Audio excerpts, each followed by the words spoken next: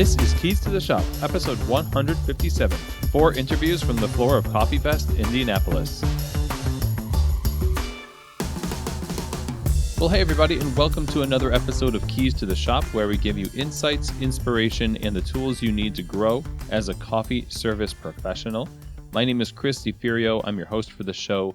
Super happy to have you along today as we get to share 4 interviews that I had with people from the show floor at Coffee Fest Indianapolis. It was this past weekend, and it was a super good time. Got to do some teaching, some judging of latte art, and meeting a ton of really great people. You're going to get some good variety in these interviews and a lot of amazing insight. So looking forward to sharing that with you. Now, really quick, if you have not yet subscribed to Keys to the Shop, I would encourage you to go and subscribe wherever you get your podcasts, whether that's Stitcher, on Spotify, or iTunes, or whatever. That way, you'll always be updated when new episodes are dropped, and you'll always get the fresh insights. And if you think about it, would you give us a rating or review on iTunes if this show has really helped you, or you just love what's going on here at Keys to the Shop?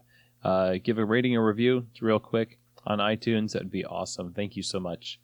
Now, this episode is brought to you by some folks who really know what kind of equipment it takes to get the job done in your cafe, and that is Prima Coffee. Prima is a leading specialty coffee equipment supplier.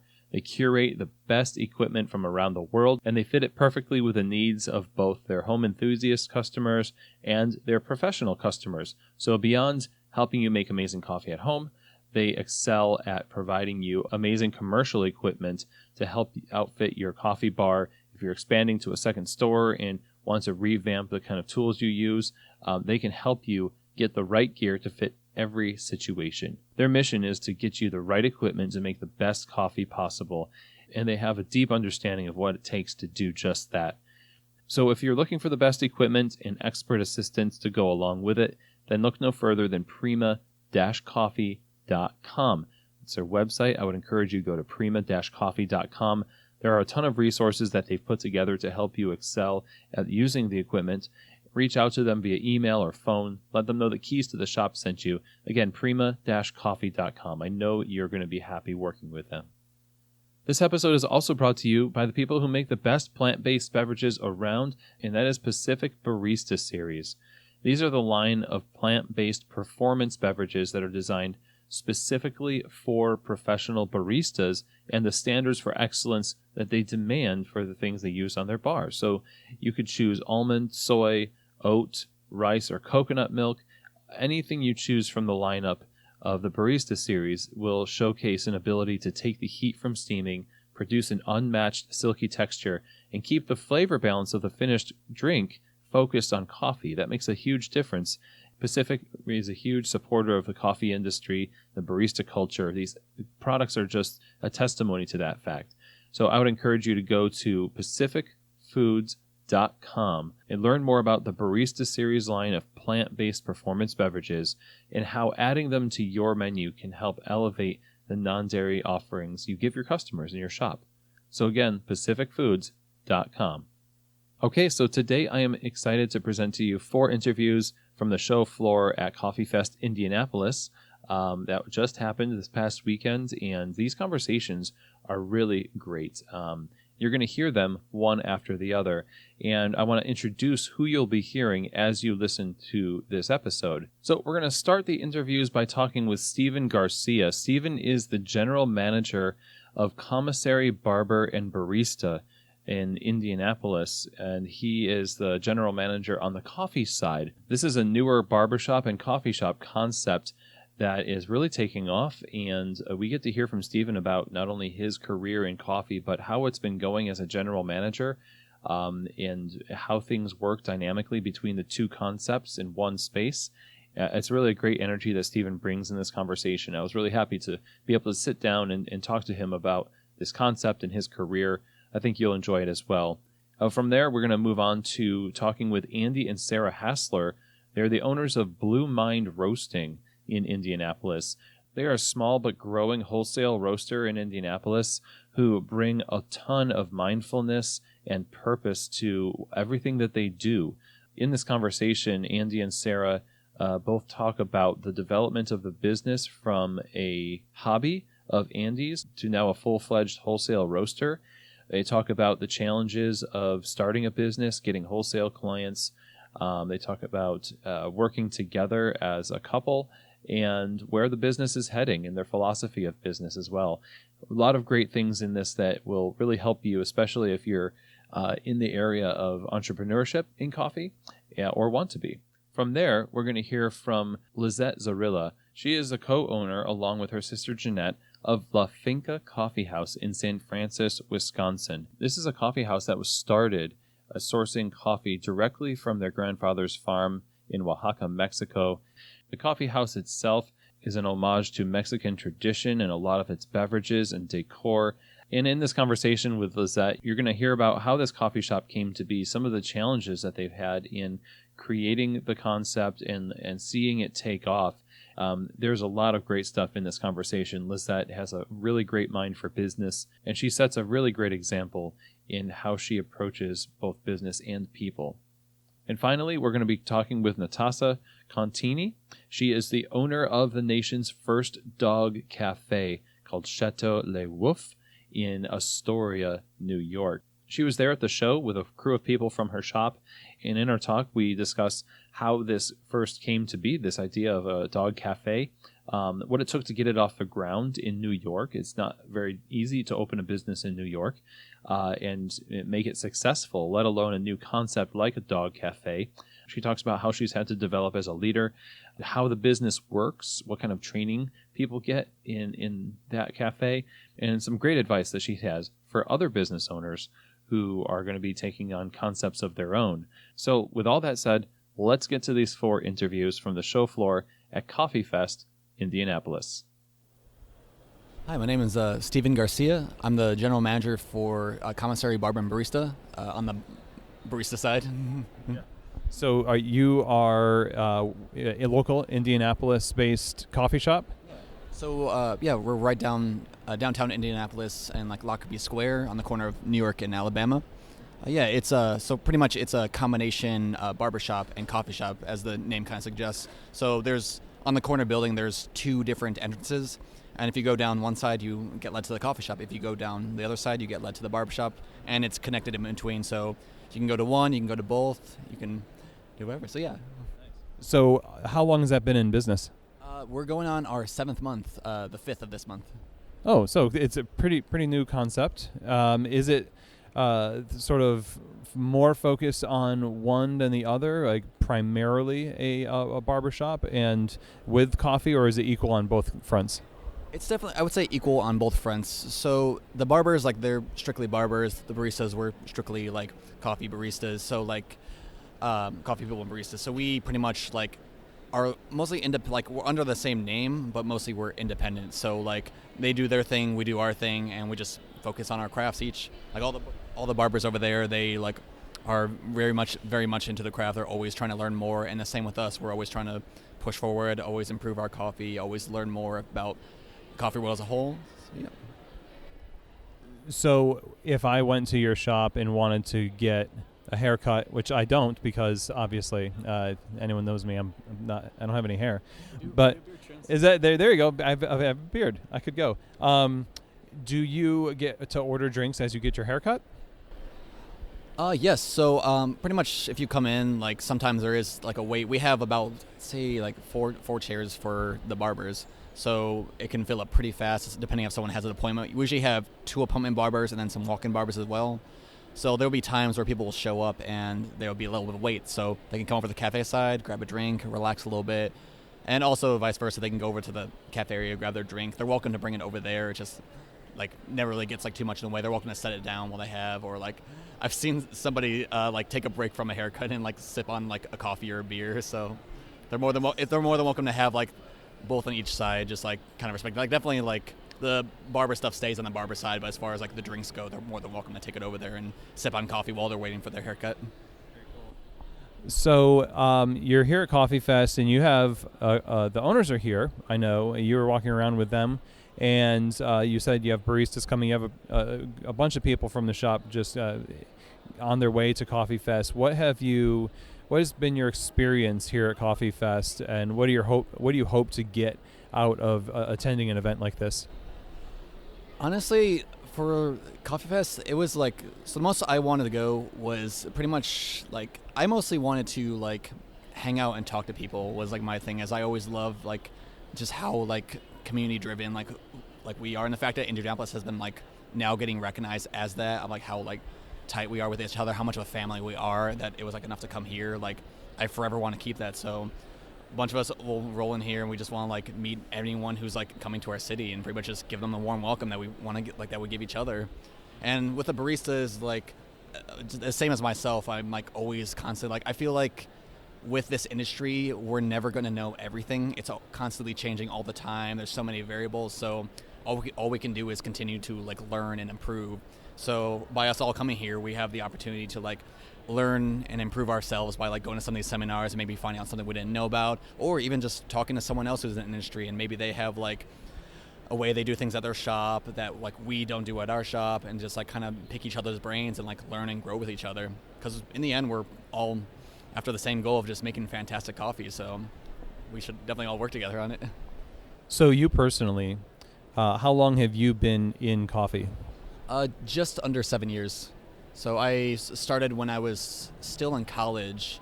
I was living in Valparaiso, Indiana at the time, and I pretty much I was unsure. Like I was going to school for business at the time, and I was like not sure like where I want to go, and so I was like working a few jobs while I was going to school, and I worked at a cafe called Cornucopia, and I got that job because of Dan Evans, the now owner of Dagger Mountain Roastery in Valparaiso, and he helped me get a job there, and like I owe it to him to like give me like into coffee, because he like taught me how to do my first pour over, like got me very involved as far as like the coffee side there. And that cafe unfortunately closed up. I was only there 4 months until it had to unfortunately close its doors. But then he started working and started saving for his roastery, and I kind of was like, where should I branch now? So I took a few classes at Counterculture, and I ended up moving out of Valparaiso, and I just got a job at like the first cafe I could find, and from there I just wanted to continue learning. And then from there I was able to move on to another job where I got to work, got to learn how to roast, I got to like get more barista experience. I just got to go to the like Coffee Fest and different stuff like this, and just continue moving. And eventually, at that time I was living in Bloomington, Indiana, and I was looking to hopefully move. It's kind of like, it's a college town, but it's definitely like, it gets pretty small pretty fast. And so I was like, maybe I should like move to the city and like somewhere a little bigger. So I was like kind of considering like where I should go. And a friend of mine from Indy, he would get his hair cut at Brick and Mortar, which is Brandon, our owner, his other shop that he has. That one was like strictly a barbershop. And he was telling me, I was like, hey, my barber, he like is trying to open like a coffee shop, barbershop. And that time that like idea was like, it was a little like foreign to me. And I was just like, interesting. Like, and I was like unsure. I'm like, maybe. And I didn't really know if I wanted to move there, if I wanted to move to Chicago, if I wanted to like move to the coast where a lot of my family is right now. I was still figuring that out. And then eventually I was like, you know what, I'll just talk with him and sit down. And so me and Brandon met, and we talked about it, and he was like, yeah, I need someone to like run the coffee side, because I've never worked at a cafe. I don't know, like, I just know I like coffee. And so we talked about like what he had in mind for the cafe, and like what he want the future look like. And I was like, I already loved coming to Indy. Like I would come up here for like throwdowns and just go cafe hopping, and like I was starting to meet a lot of friends up here just from like getting more involved in the community. So I was like, I think this is the place I would enjoy to like be here and like grow. So I just took the leap and decided to move up, and honestly, I'm not looking back. I very much enjoyed that I came up here. So okay, so talk about the role that you have, what you do on a daily basis, and what you're responsible for, and how you've kind of grown as you've executed those things and seen the business through from day one to now 7 months in. Yeah, so I guess my in general role is just kind of like oversee like all operations, do a lot of our ordering, and kind of just like make sure the cafe, as far as like the daily operation, just goes like smoothly. Like I absolutely like in a job like, so pretty much like the general, like a general manager would have, and then just pretty much just maintain the cafe and make sure it stays at the level it should be, just because that was kind of like what Brandon was like looking for when he hired me. He was just like, I'm gonna just like let you all do your own thing, and I'm gonna like be over here. So, and honestly, how it's like kind of helped me grow is just like, it feels like I own a cafe, but like without actually owning a cafe, which is like pretty much my end goal. Is what I want, is like one day, like I told them like from day one, I was like, hey, I'm gonna do this, I appreciate the offer, but I'm gonna be honest with you, I'm probably not gonna be here forever, because down the line, I eventually do want to open my own place. It's been like my goal ever since I've been getting into coffee, but I've told him, like, but till then, I'm going to treat your place like it's my own. Like, I'm going to show this as much love as I can. And it's been, like, amazing just because, like, all of our staff, like, we have a pretty small staff on the barista side. There's only, including myself, 4 of us. So all of us are, like, on bar all the time. But I absolutely love the staff that we hired because everyone, like, just puts the same amount of love that I try to put into the cafe.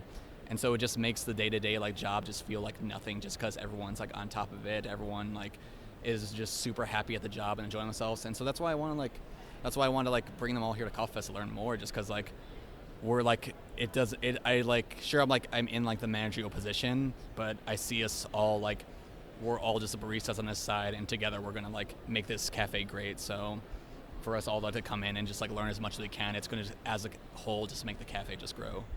To what do you credit your success in this role?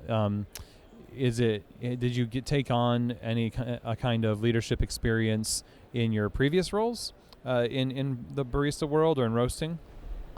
Somewhat, yes. I guess when I was down in Bloomington, I was like mostly a barista, and I hopped on to be a roaster. And for a while, it was me and our owner. I worked at a place called Hopscotch.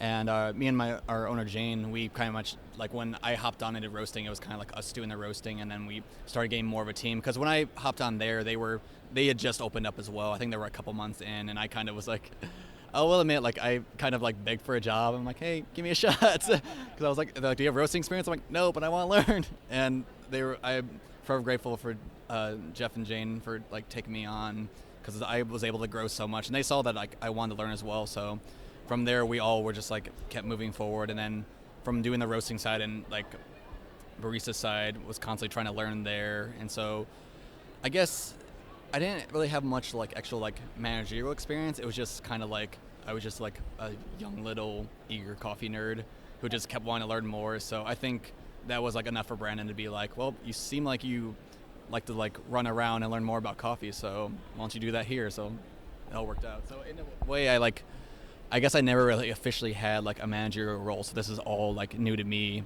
I think Brandon just saw that like I really liked what I did, and so he wanted someone who was passionate about it to work at his cafe, and so I'm super grateful that he gave me that chance.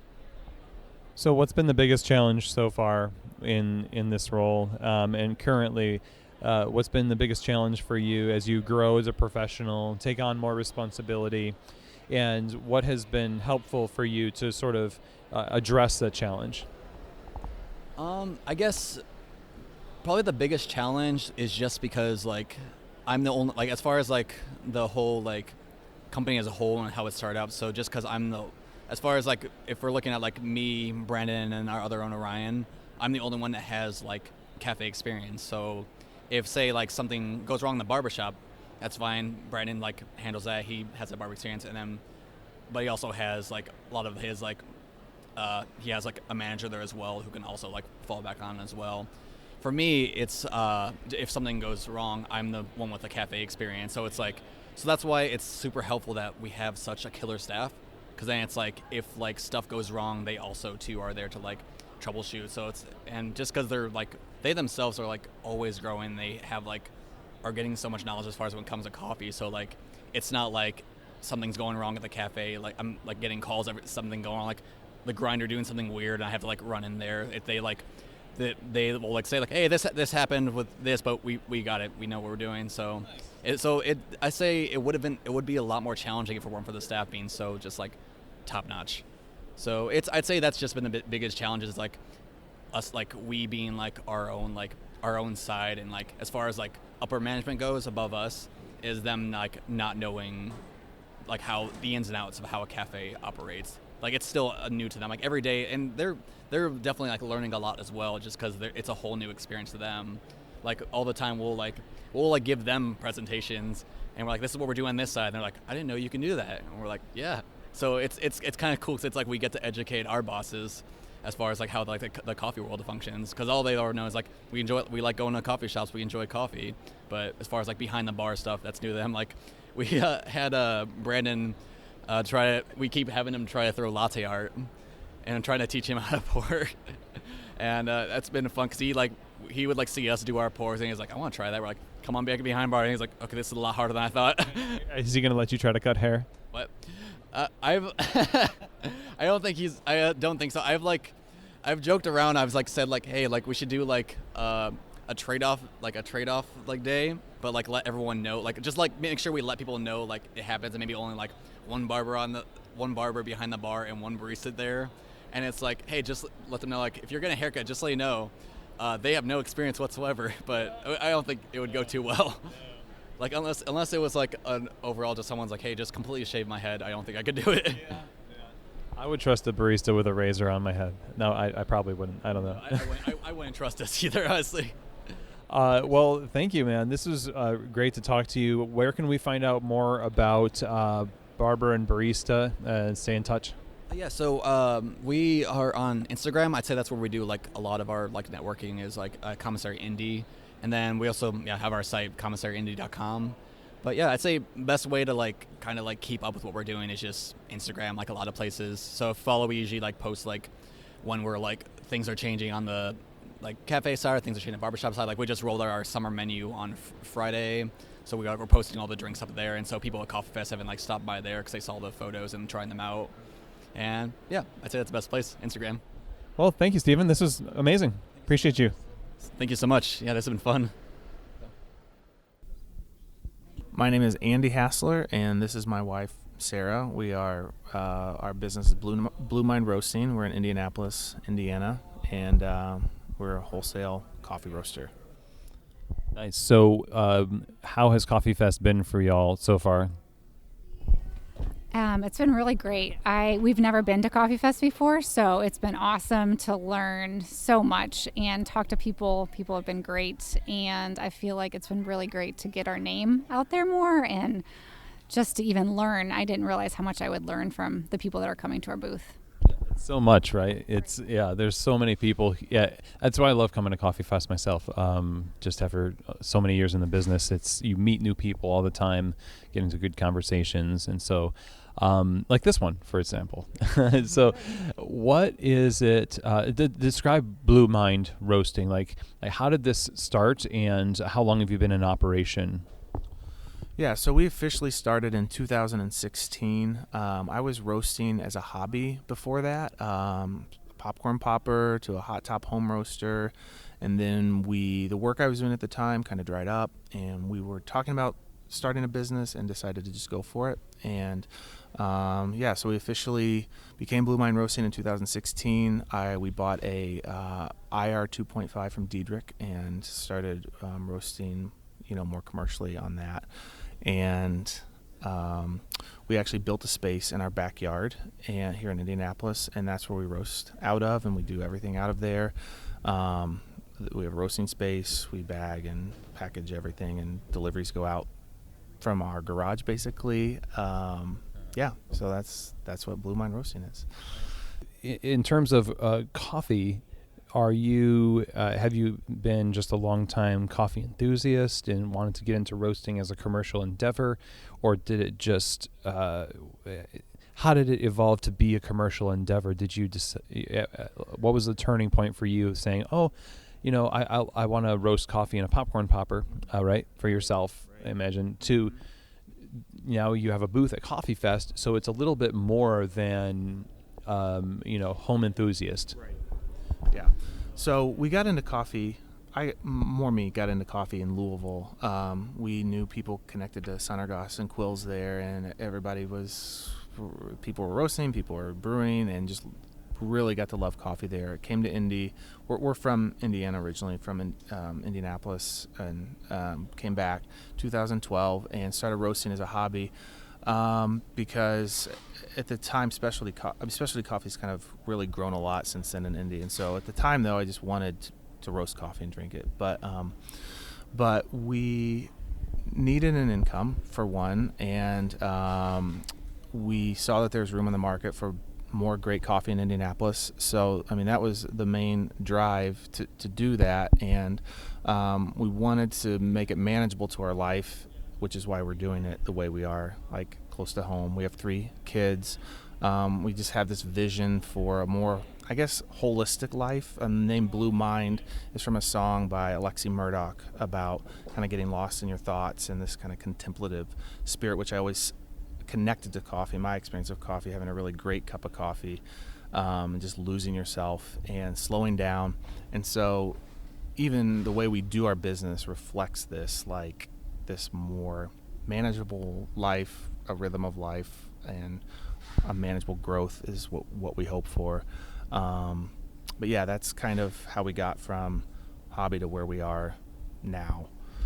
And we realized we could do it together. Like before, I was a stay-at-home mom, and once our kids were all in school, it made a lot of sense. Like, hey, we both have really gifts that we could use, and he's awesome at roasting, and I love people. I love design. I love I'm not a business person. I wasn't, but I've learned to be a business person. And so I feel like I'm able to take care of all those sides of the business. And since it's at our house, kind of, it can be fluid. Our life can go in and out of parenting and doing coffee the next minute. So it just really, we realized this could really work for us.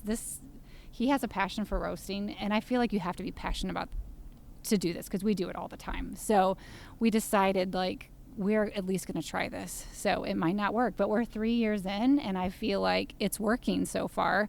So and we both love it, and we work well together. We've been married almost 19 years. So So we've So we know we like each other. Well, not a lot of people can work with their spouse or their significant other and have it work out. So that's amazing. It kind of makes me want to know, in those 3 years, now you know about business, right? Because you've experienced it, but learning is rarely enjoyable. Especially when you jump, I say rarely enjoyable. Learning is never only enjoyable. It's also, there's some challenges that are frustrating. What have been some of the challenges that you've had to overcome together to get things to that state where you feel like you're actually living out that Blue Mind way of doing business now? I would say we've recently upgraded.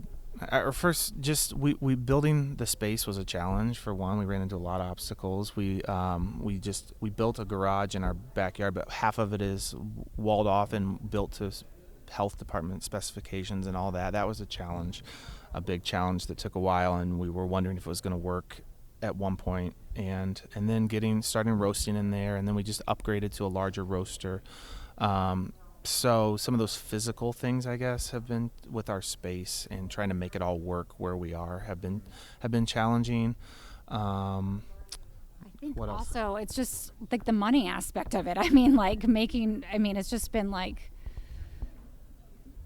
knowing exactly, like, are we going to be able to make this work financially, you know? And so, like, getting more accounts has, it's been harder than I think we thought. I mean, the indie coffee scene has grown a lot, and so there's a lot more competition than when we first started. And so I think, since we're kind of off in our roastery by ourselves, we don't have a storefront, that's a little bit of a challenge for us, is to be more visible to the public and for people to know who we are. And so that's why Coffee Fest has been great, because it's people can put a face with a name now, because I think people do know who we are.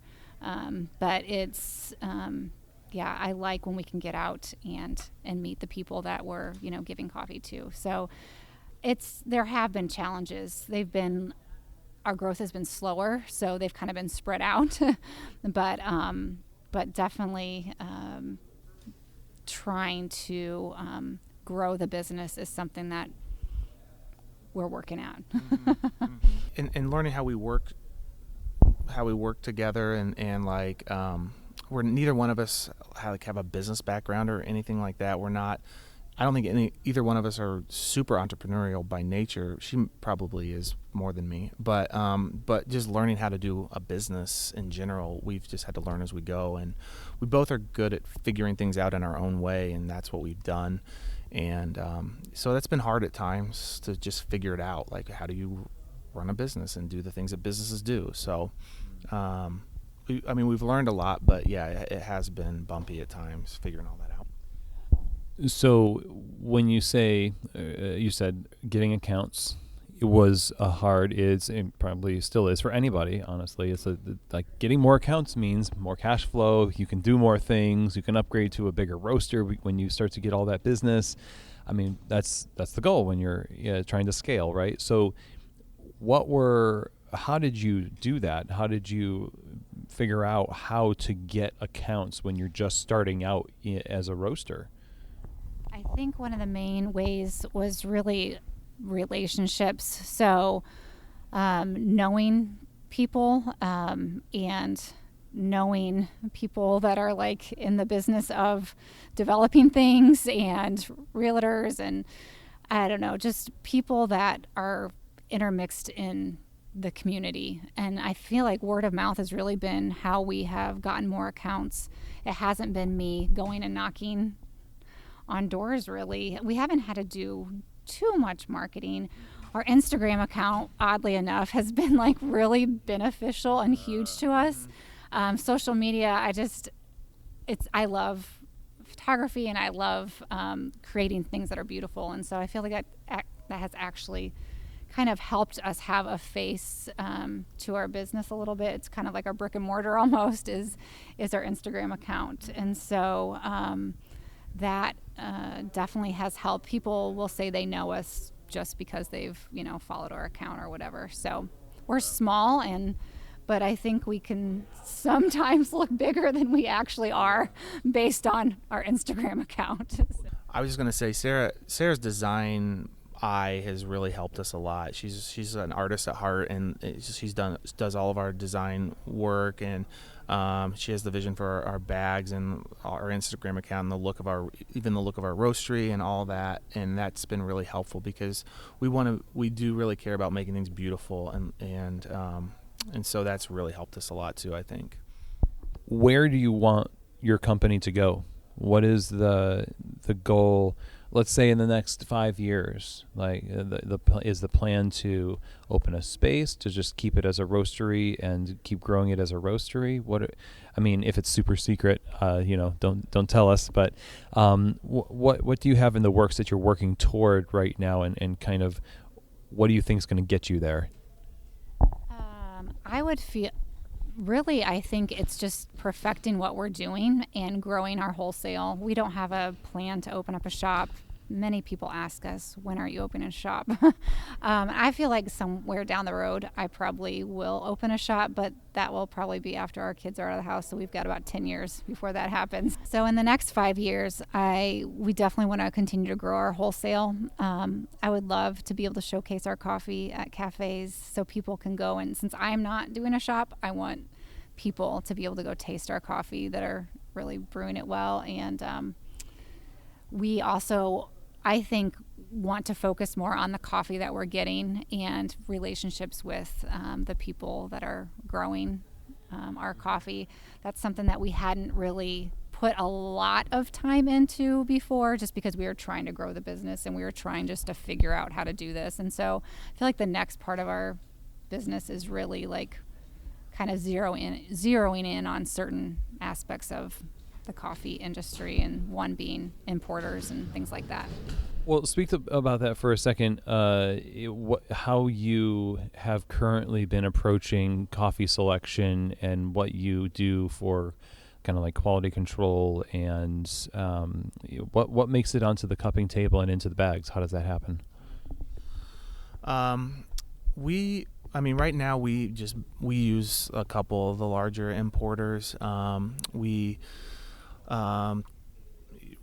have people that send us samples. We sample them, and we don't have a ton of like selections. We usually have 4 or 5 offerings at a time, and 2 of them are pretty very similar every time. So we look. I look for things that we like and that I think will work in our market here. And so, I tend to like more exotic tasting coffees, but like those don't always sell well. So I'm normally looking for something that tastes like specialty coffee, has some of that nice fruit and acidity, but also can still sell here, which I think has more rounded out flavors. And so usually like we'll have a central, we'll have like a nice central or South American coffee, and then we have like occasionally we'll have something that's like a Kenya or something that's a little more exotic, but then we'll have one that's a little more fuller roasted. That's not, we don't roast anything dark, but just keeping in mind like what people like around here. And so we want stuff that's like high quality but still that balance of what are people really going to drink. So You're roasting for your customers. yes, exactly. Which is nice. Which is what we didn't realize. I mean, that's something that we didn't really realize when we got into this completely. Like, we are like, everybody's going to like Kenyas, Rwandas, Burundi, all these different ones that we like. And we soon realized our medium roast is what's selling the most. It's just a Mexico or a Peru usually, and it has awesome chocolate notes, a little bit of fruit, but it's smooth and it's a good cup of coffee. And so it's kind of been a change, like, for us mind-wise to like figure out, we're a business, like what do people really want, but also giving them things that they can, challenge their cup a little bit, and show them that there's more out there as well. So I have an idea for an ad for you, and it is tell your friends about the coffee that blew your mind. That's one way we could go. We'll keep that in mind. No, but I love the fact that you're roasting for your customers and not just trying to force your particular flavor preferences on them, because a lot of people will start to develop this like us versus them mentality towards their customers, and that's not a good place to be in if you're hoping for success. So my last question for you, I think, is just speaking to other people who happen to be maybe in the popcorn popper phase or the just starting out phase of their roasting operations. Just a piece of advice for them, what to expect in the coming years, and just from your experiences. On the roasting end, I would say it always feels like you don't know what you're doing, and I don't know if anybody really knows what they're doing, but you just have to keep at it and just learn everything that you can, anything you can get any education on, and just keep everyone's just learning, and then doing roasts and practicing and cupping, tasting, and you just kind of have to keep at it, because it's a hard thing to tame, a hard beast to tame, roasting, and I don't know if anyone ever actually does it fully, but some people obviously do it better than others, but yeah, that would be my advice for home roasters. And for the business side of it, I would say, like, if you are really passionate about it, then you should just keep on taking the next right step. So there's always something next. If you really want to start a business, like starting small, that's how we did it anyway, like, and just being patient with yourself, because it's not really it doesn't always go as fast as you want it to go, but being patient and making sure you have something quality that you can put out there. And I think people will love it if you're being honest and you're being a really genuine person and you have a good product, then I feel like there's a lot of success that can come from that. I love 2 pieces of great advice. That's great. So how can we find out more about Blue Mind Roasting? Where can people go online to find your coffee, buy your coffee, follow you on Instagram? So we are at bluemindroasting.com, and you can buy our coffee on there. And we are at Blue Mind Roasting on Instagram and I guess Facebook, if people do that still. Twitter, technically. I think Twitter, we're Blue Mind Coffee, actually. I think on Twitter, but we don't really post to that much. But on Instagram, we're Blue Mind Roasting. All right. Well, we'll definitely be sure to check that out. But thank you both for talking with me, taking time at the end of a very busy day, successful day, I think, at Coffee Fest, and happy to meet both of you. So. Thank you so much for having us. I love listening to your show. So, and it's really kind of surreal that you're interviewing us right now, honestly. Yeah. Thanks so much. It was great meeting you and great being on here. So my name is Lizath. I am a co-owner of La Finca Coffee House alongside my sister, Janet. from Milwaukee, Wisconsin. So how long have you had the cafe? How long has it been operational? We opened up October of 2017, so just a little bit over a year and a half now. Nice. So you're here at Coffee Fest, and this is your first Coffee Fest, right? How's the weekend been? It's been very overwhelming. I am amazed at everything I've learned so far. I have been back to back in all the classes I can take. And then the last 2-3 hours I walk around trying to meet everyone in the industry, and everyone has been so receptive, so open. I have loved every minute of it. That's one of my favorite things about Coffee Fest too. There's so many people that are kind of on the same channel wavelength, right? A lot of people just starting out, and the people who are veteran industry people are more than happy to share their knowledge. That makes it really special. So, you and I were talking. I got to meet you. You were in one of my sessions here at Coffee Fest, and you're talking about the concept of your cafe and how the town received that. And I wonder if you could just describe to people what's the concept of your cafe, and how did you come to even want to start a cafe to begin with? So the idea of the cafe was a familiar one. We started it because my grandfather owns the coffee farm where we source our beans. He's from Oaxaca, Mexico. And my sister and I had the opportunity to visit him about 3 years ago now for the first time. We've never met that side of the family. And when we're down there, we knew about the farm. The farm's been in my family for 5 generations. But we didn't have a lot of involvement with it because we were raised in Wisconsin. And after that trip, he put 2 pounds of it in my bag, and he's like, give it to your teachers, give it to whoever, let me know if they like it, I can always send you more. And I was like, okay. Everyone that tried it was like, this is really good, I love it, you need to do something with it.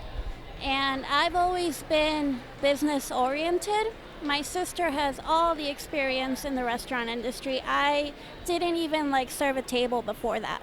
And so we came together, and we were at a local coffee shop, and I didn't drink coffee that much.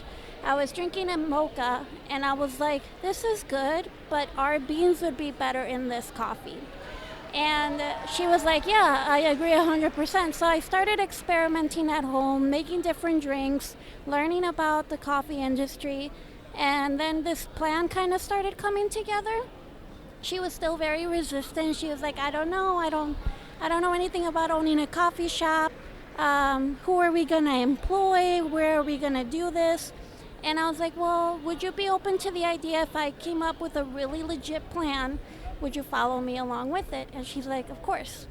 So I found the space, and once I saw the space, everything revolved around it. It's right along the lake. It reminded me of the feeling I got when I visited my grandfather in Mexico, and I wanted that to come across to my customers. So I remember writing up my business plan, and I was like, I want people to drink from a cup made in Mexico.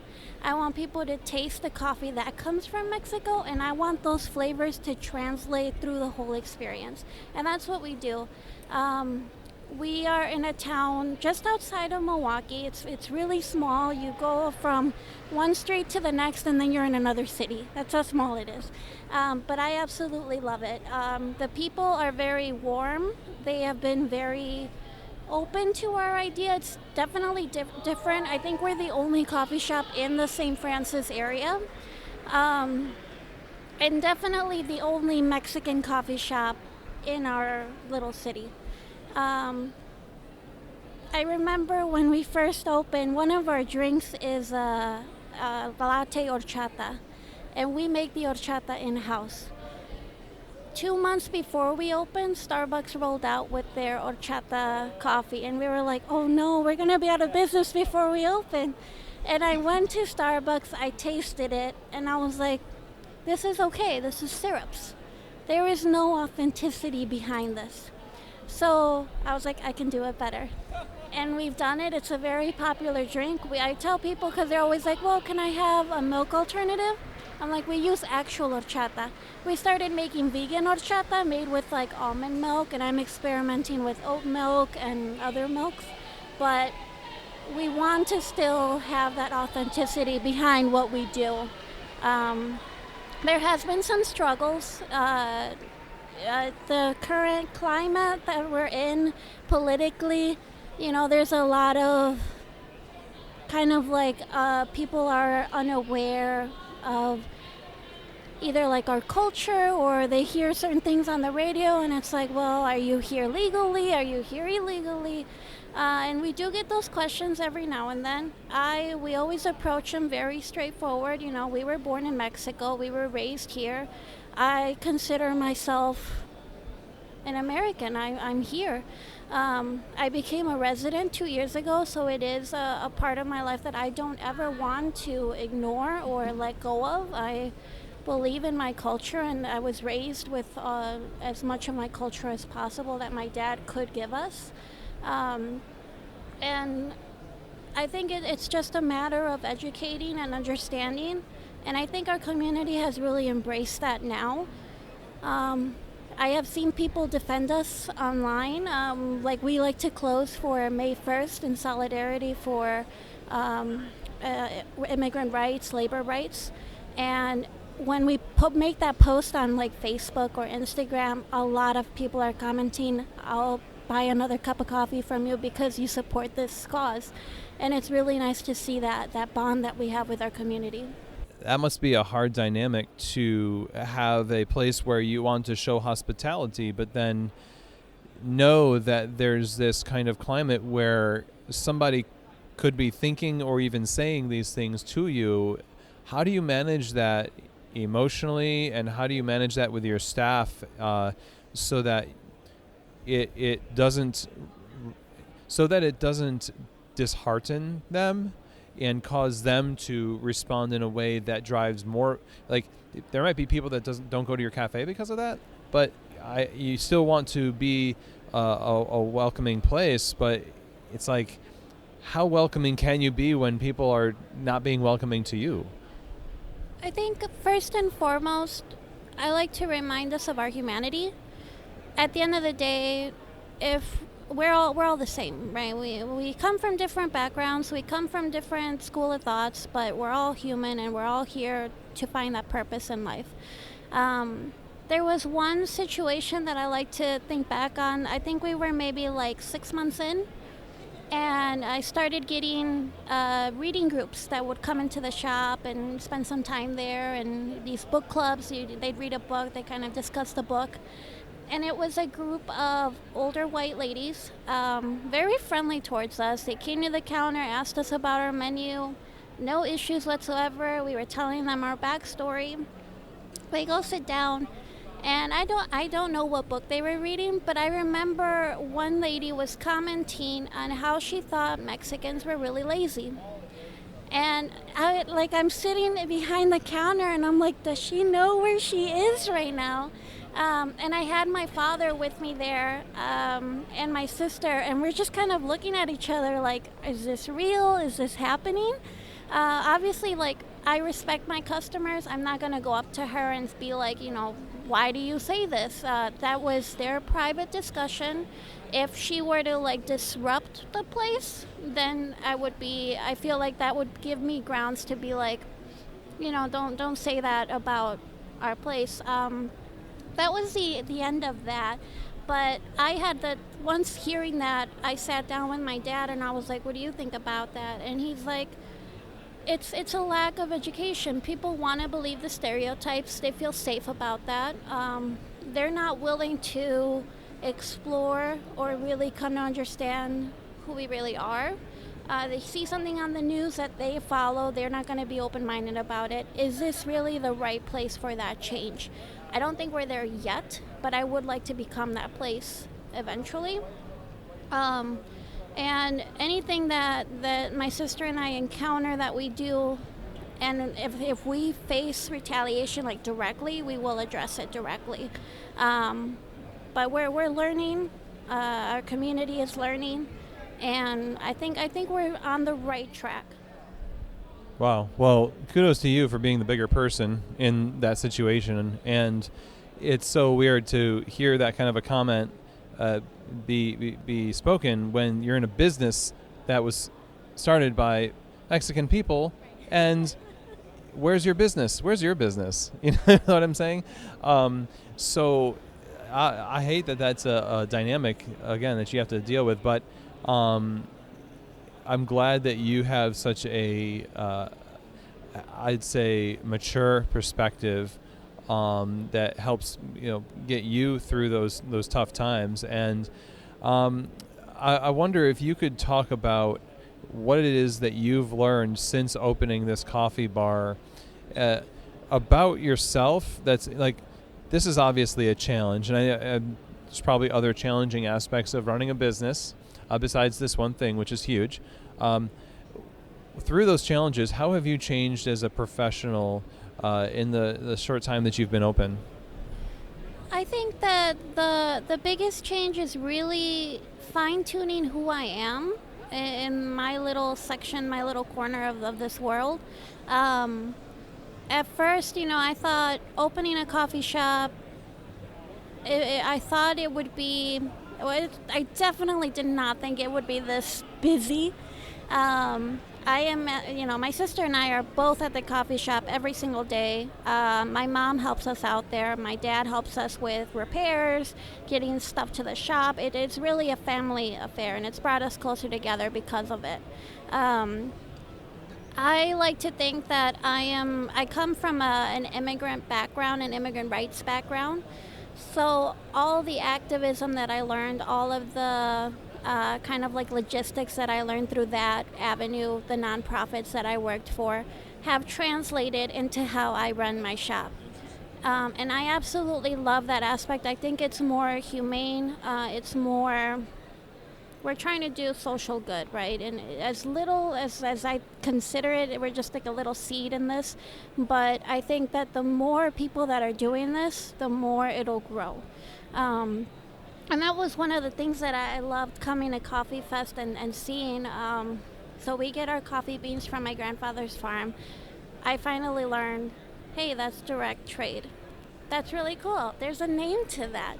I want to do more of that. How can I get other people's coffee beans in my shop, but where I can highlight the farmer's story? I think that representation is super important. And I want to make sure that sustainability is a reality, not only for my coffee shop and for, my staff, my employees, but for the farmers, for everyone involved in this industry, as much as we can handle it and take on.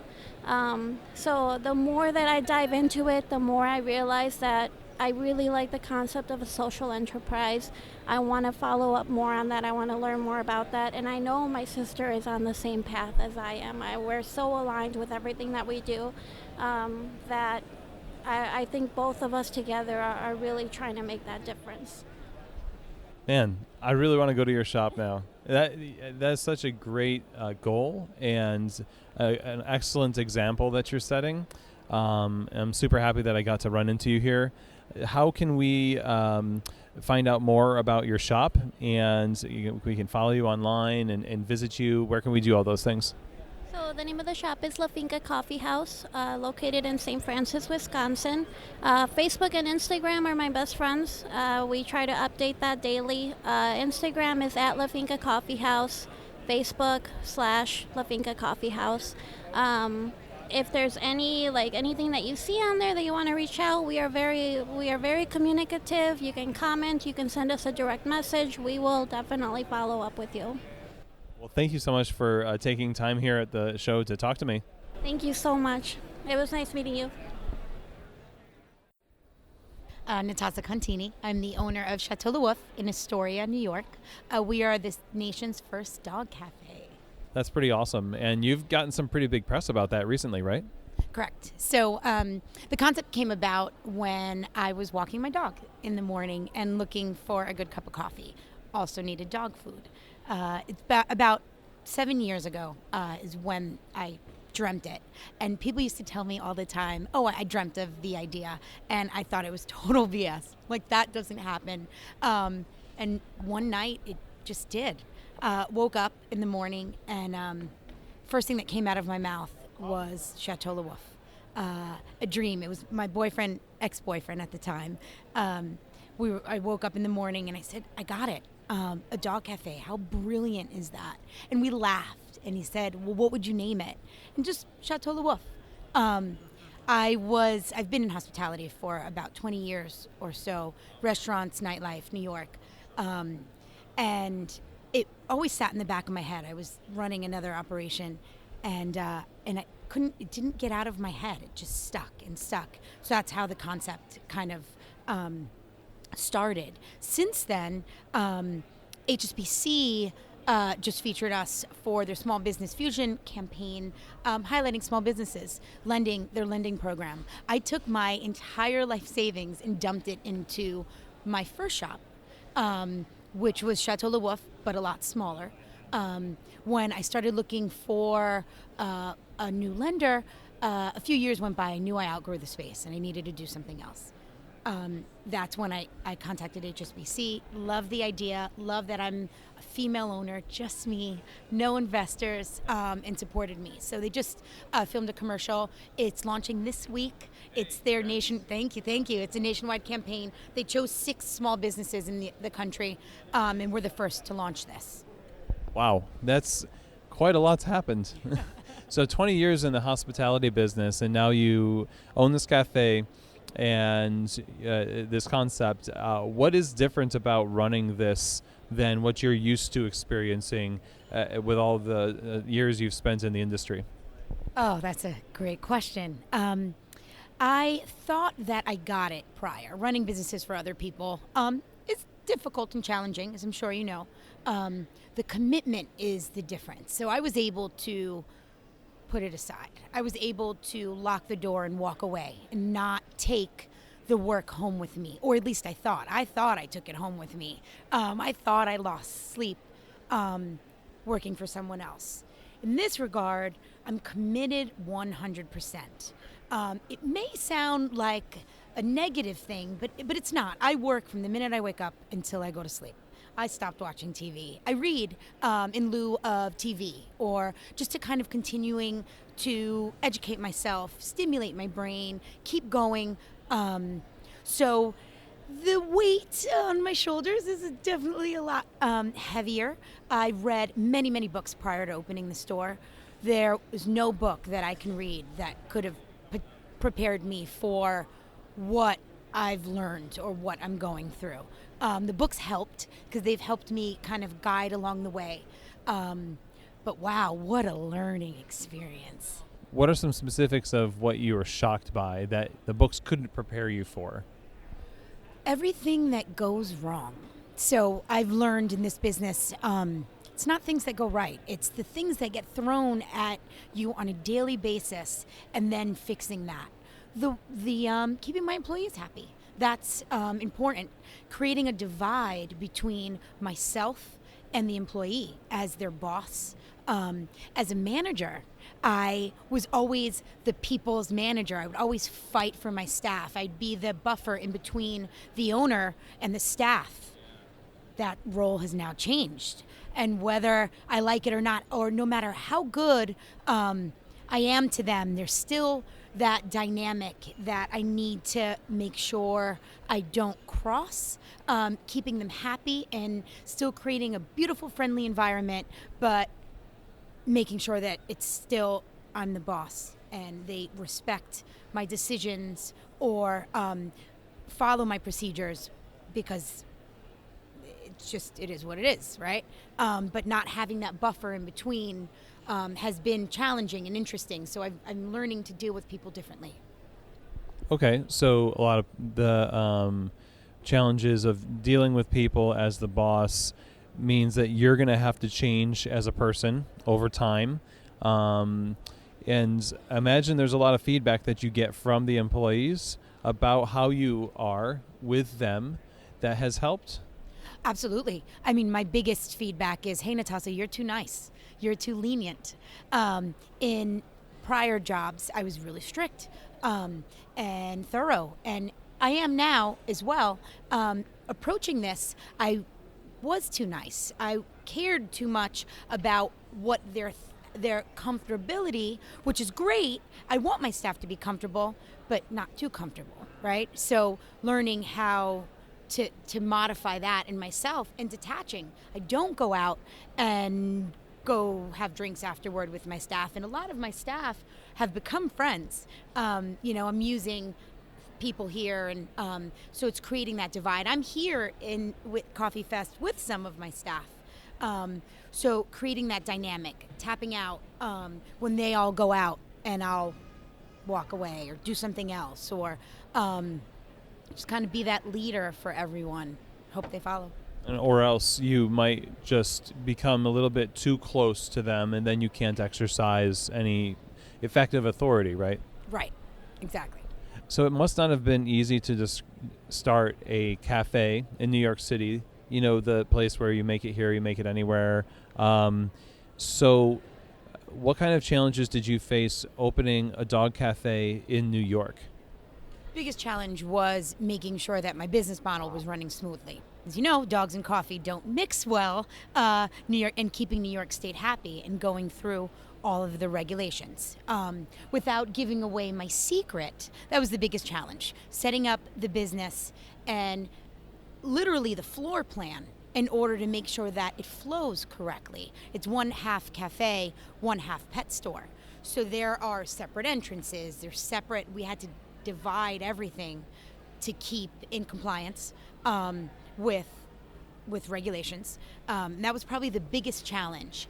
I opened this new store. I started in a small location, and then about a year ago I moved into a larger location. The smaller location wasn't thought out as beautifully, but I had 3 years experience in figuring out how to do it. So rebranding and starting again really allowed me to figure out, in taking the experience from the 3 years prior and dumping it all into one location. How do you train your staff? Cross-trained in dealing with the pets, the dogs, and the coffee? Are there professionals that deal with animal behavior and training that come in and train your staff the same way a barista trainer would come in and do the same thing? How does that all work for you?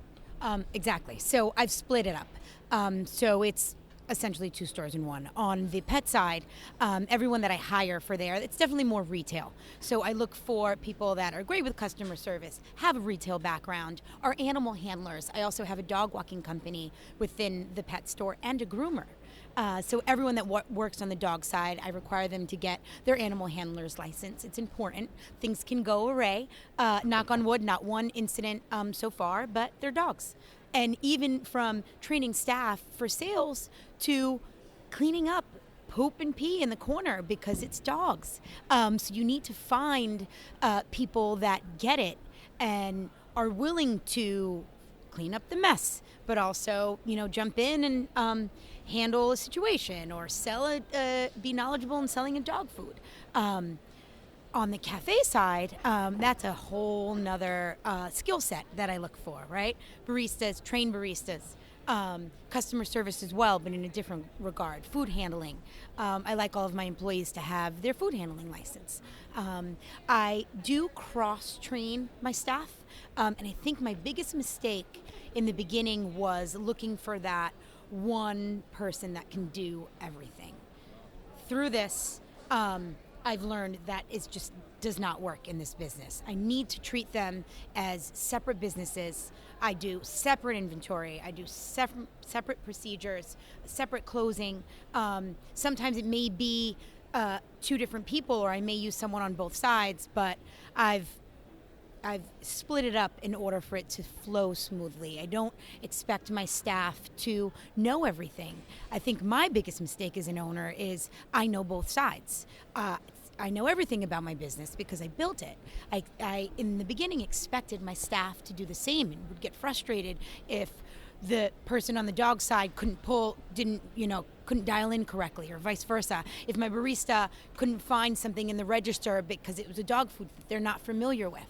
I do try to hire people baristas that love dogs or have dogs, that get it, right? And there is a connection between the two, but splitting the two and running the two, and that goes down to operations, that goes down to accounting, in order for me to figure out what I'm generating, my margins, where I'm making money, where I'm not. You touched on something in your campfire just now about cafes really don't make money, right?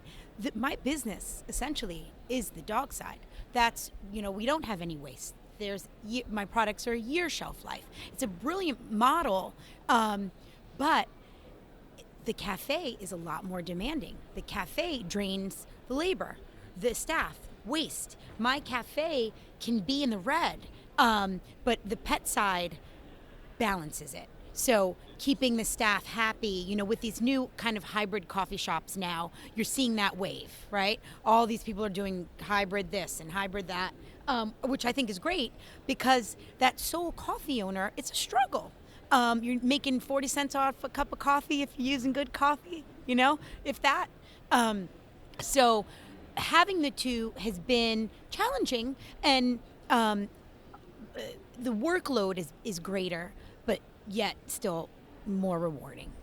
So you've obviously delegated some authority in your cafes so that you're not the one who has to oversee the operations on the dog side and on the cafe side. You have managers that look out for that? Correct. So I've done team leaders. I've put, I haven't broken it down where I have a GM, a dog manager, a cafe manager. I have an entire staff, and then I give everyone, I give different responsibilities and duties to everyone, so different leaders. Prof, for example, is my head barista. So Prof trains my staff, works on coffee. I have a team leader on the dog side that is an animal handler that knows everything about dog food, and he kind of guides everyone on that side, and then I oversee the entire thing. What is it that you've gotten out of Coffee Fest? Like over the weekend here with your team, what are you bringing back that you really are glad to have experienced and learned? The camaraderie of coffee and everyone here is the one thing that sticks out the most to me. There's a special group of people here that all are so positive and support one another. That's rare. I haven't witnessed that probably in my entire life, and I'm 38 years old, and I've never witnessed the pure love here. So that alone, the connections and the relationships that I've made with these people are incredible. Getting to know each person and their story, bringing that back to my shop, creates a community. I'm in a small area in Queens, in Astoria, and all of my customers follow this journey, follow me, follow Prof, follow Javi, follow where they are, who they are. I have customers now that will watch me here on Coffee Fest and then come in on Monday and, oh my God, I saw you threw down, and I saw this and that. And creating identity in a story, I think, is the most important thing. And what I've learned here, letting my guard down also, and creating a community within a community, I think is the best thing I've learned. Yeah. So speak to other owners out there about what advice would you have for them as they pursue their dreams, based on your experiences, going from working in operations to taking on an operation. What would you say to encourage them, to kind of give them some taste of what they're going to get into, or how to navigate what they're currently stepping in right now? I think the biggest advice is learning a balance.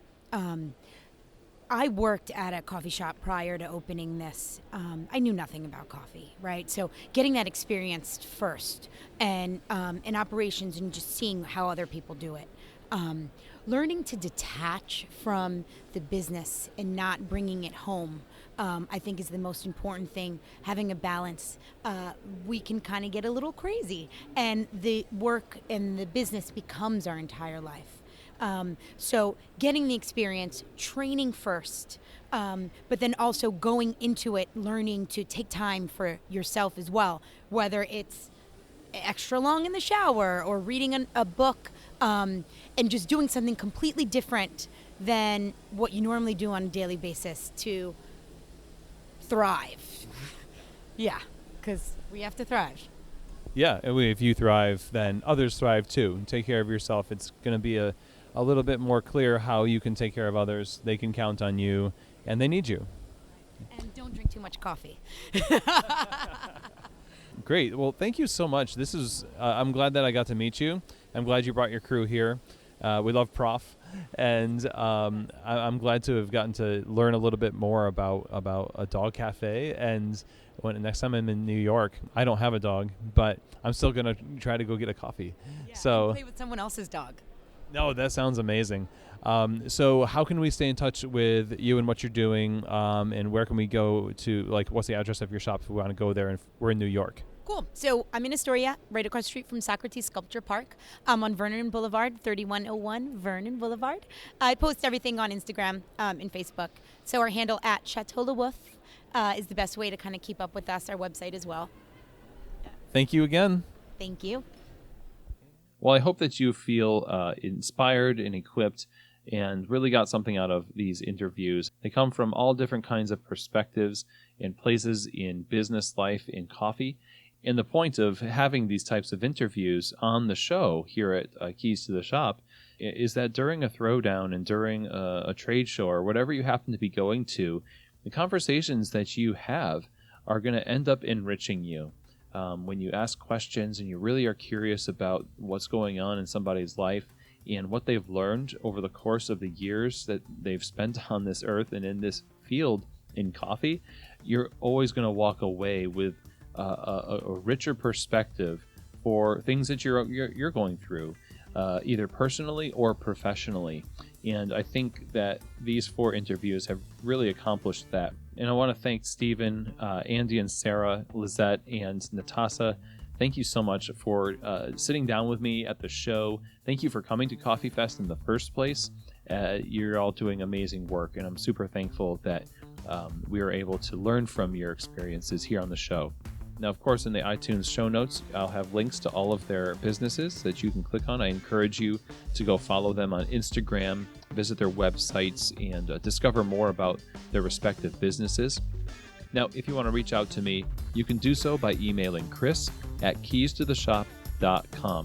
So if you have questions or comments about the show, feedback, things like that, or if you want to talk to me about working with you and your business to help optimize operations, train your baristas, help you solve problems that you're going through in the shop, that is what I excel at. I'd be happy to set up a time to talk to you on the phone and see what we can do. So chris@keystotheshop.com is the email to use there. And that's it for today's show. Thank you so much for joining me. Stay tuned for next week's episode. We're going to be talking to a gentleman named John Felix Lund, who is the operations manager for Cova Coffee in Portland, Oregon. We're going to be talking all about management. And if you're a manager or an operations manager, you're really going to want to tune in for this one. John has a lot of wisdom that really is going to be useful for you. So that's next week, and I hope you have an amazing rest of your week this week. Thank you once more. And of course, as always, I hope that this episode has given you keys to the shop.